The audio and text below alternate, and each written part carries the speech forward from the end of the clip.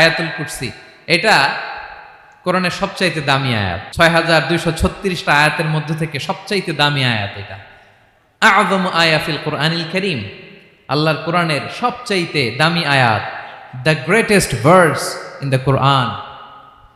উবাই ইবনে কাব রাদিয়াল্লাহু তাআলা আনহুকে বিষ্ণু সাল্লাল্লাহু আলাইহি ওয়াসাল্লাম জিজ্ঞেস করলেন, উবাই বলো তো কোরআনের কোন আয়াতটা সবচেয়ে সেরা? উবাই জানেন, তারপরে বললেন আল্লাহু ওয়া রাসূলুহু আ'লাম, আল্লাহ আল্লাহ রাসূল ভালো জানেন। দেখেন কত বিনয়ী ছিলেন সাহাবারা, জেনেও উত্তর দিতে চাইতেন না, ভাবতেন না জানি বিশ্বনবী নতুন কিছু আমাদেরকে জানায়। বিশ্বনবী আবার বললেন, তুমি কি জানো কোরআনের সবচেয়ে শ্রেষ্ঠ আয়াত কোনটা?